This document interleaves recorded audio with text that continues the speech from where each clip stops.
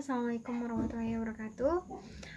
Perkenalkan, nama saya Najhan Mardiana. Saya mahasiswa pariwisata semester 4 di Universitas Hamzanwadi, Lombok Timur. Hari ini saya akan menyampaikan materi nih mengenai teknologi informasi dan komunikasi, khususnya di bidang pariwisata. Jadinya buat teman-teman yang kepo mengenai pariwisata itu seperti apa, teknologinya apa aja, jadinya teman-teman jangan lupa ditonton video ini, di like, comment, share, maupun di subscribe. Insya Allah video ini akan bermanfaat untuk kita semua, khususnya untuk para pecinta pariwisata yang ingin benar-benar menggeluti pariwisata itu sendiri. Ayo kita sama-sama belajar. Jangan lupa di subscribe. Ditunggu ya. Membahas mengenai teknologi informasi dan komunikasi yang ada pada saat ini. Apa saja sih teknologi yang ada pada saat ini? 7 nih yang saya sebutkan, 7 dari teknologi yang ada pada saat ini. Salah satunya yang pertama itu adalah Android. Siapa sih yang nggak tahu Android? Yang kedua ada telepon seluler. Yang ketiga ada jaringan internet. Siapa sih yang nggak butuh sama jaringan internet? Sekarang semuanya butuh banget sama jaringan internet dan hampir nggak bakalan pisah sama jaringan internet. Oke, yang keempat ada namanya Global Positioning System, atau kita lebih kenalnya itu sebagai namanya anak gaul itu sebutnya GPS. Oke, selanjutnya ada kamera digital. Buat teman-teman yang penggila banget sama foto atau fotografer pasti sudah tahu yang namanya kamera digital. Selanjutnya ada namanya radio digital. Dan yang terakhir itu, yang ketujuh nih, ada pemutar media digital. Oke, manfaatnya apa saja sih teknologi informasi dan komunikasi itu di bidang pariwisata? Oke, di sini teknologi informasi dan komunikasi itu berperan sangat penting. Tidak hanya memudahkan pekerjaan kita, tetapi bagi para wisatawan itu bisa memudahkan untuk mengakses tempat-tempat wisata yang ada. Bahkan sekarang ya, kamu sudah mulai pintar semuanya pakai yang namanya Google Map. Itu salah satu teknologi. Jadinya, contohnya juga nih, untuk memudahkan semuanya, teknologi itu memudahkan dalam pemesanan accommodation, dalam pemesanan transportation, dalam pemesanan tempat wisata, dan juga atraksi-atraksi yang ada. Sudah banyak sih sekarang aplikasi-aplikasi yang beredar sangat luas. Hampir kita itu banyak sekali aplikasi, jadinya bingung nih pilih yang mana, mau pakai jasa yang mana, semuanya semua. Jadinya itu para tamu juga bisa pesan tiket secara online, hotel secara online, apapun secara online sekarang. Jadinya itu manfaatnya dari teknologi informasi dan komunikasi di bidang pariwisata. Begitu. Jadinya penggunaan dari teknologi informasi dan komunikasi itu seperti apa sih di bidang pariwisata? Yang pertama, di sini itu tentunya untuk publikasi dan komunikasi. Teknologi informasi dan komunikasi ini kita butuhkan untuk mempublikasikan mengenai kepariwisataan. Yang kedua, promosi online. Tentunya kita udah gak asing lagi, promosi online sudah ada di mana-mana, baik itu di Facebook, di Instagram, di Twitter, ada yang di website, ada juga yang di Google, banyak sekali. Jadinya promosi ini sangat diperlukan untuk menunjang peningkatan pengunjung akan ketertarikan datang ke tempat wisata itu sendiri. Yang ketiga di sini itu adalah pengelolaan potensi daerah. Perlu menggunakan teknologi. Jadinya setiap kali ada yang namanya pengenalan atraksi dari suatu daerah itu, potensi yang ada dikenalkan menggunakan teknologi itu sendiri. Selanjutnya ada pengelolaan data. Pengelolaan data juga di sini menggunakan teknologi informasi dan komunikasi, khususnya pengelolaan data di bidang pariwisata. Ini pasti di sini berkenaan mengenai potensi-potensi yang ada di masing-masing kecamatan.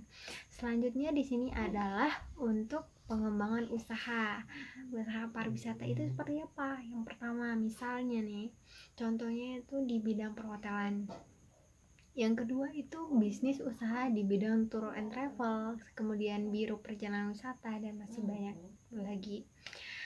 Dan yang terakhir di sini adalah sistem manajemen. Pengelolaan sistem manajemen di sini pasti menggunakan teknologi informasi dan komunikasi.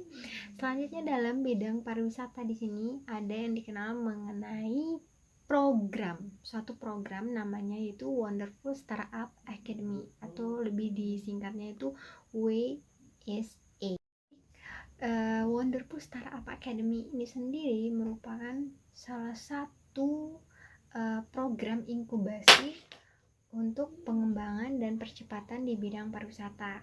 Tujuannya sendiri itu adalah untuk menciptakan ekosistem digital tourism, tentunya di Indonesia.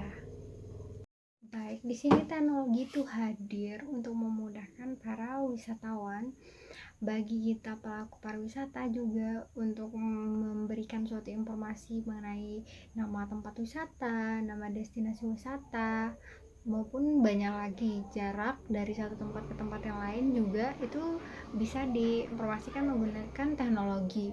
Di sini itu transportasi juga sangat diperlukan bagi banyak sekali wisatawan, karena di sini mayoritas transportasi sekarang sudah minatnya sudah tinggi sekali, tapi tidak bisa dipungkiri minat dari kendaraan pribadi itu masih kalah dengan pesawat terbang, baik itu jarak maupun waktu.